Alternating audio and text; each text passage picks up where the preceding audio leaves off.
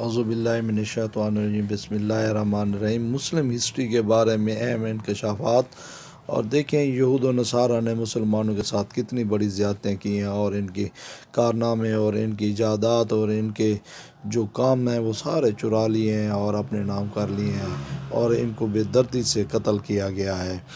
دیکھیں سعید بدیر یہ مصر سے تعلق رکھنے والے تھے اور میزائل ٹیکنالوجی کے شعبے میں ایک ماہر سائنسدان تھے۔ بطور خاص راکٹ انجینئرنگ کے شعبے میں انہوں نے قابل قدر علمی تحقیقات بہم پہنچائی ہیں۔ کافی عرصہ جرمنی میں سیٹلائٹ فیلڈ میں خدمات انجام دیتے رہے۔ انہیں بھی 1999 میں قتل کر دیا گیا۔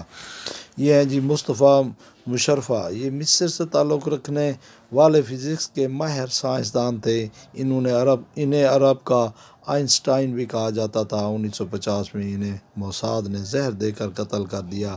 دیکھیں یہ کتنے ظلم و ستم کرتے ہیں اور دوستیاں بنا کے یہود و نصارہ مسلمانوں کو بے دردی سے قتل کرتے ہیں۔ یہ سلویٰ حبیب ہیں، یہ کویت سے تعلق رکھنے والی خاتون محققہ ہیں۔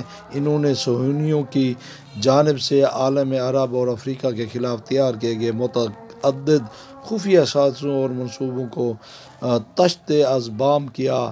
نیز تاریخ یہود اور ریتھوڈز چائلڈ کے بارے میں متعدد کتابیں لکھی ہیں۔ انہیں ان کی رہائشی فلیٹ میں ذبح کر دیا گیا۔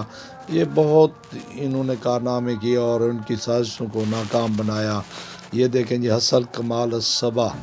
حسن کامل الصبا یہ لبنان سے تعلق رکھنے والے ایک ماہر انجینئر تھے۔ انہیں عالم عرب کا ایڈیسن بھی کہا جاتا ہے۔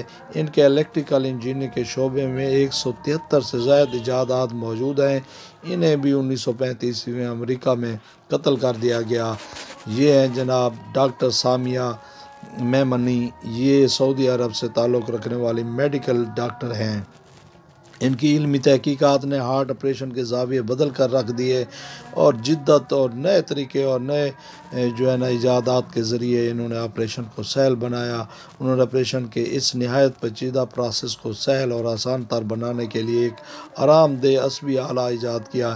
انہیں 2005 میں قتل کر کے ان کی ایجاد کردہ آلے اور علمی تحقیقات کے مسودات کو چرا لیا۔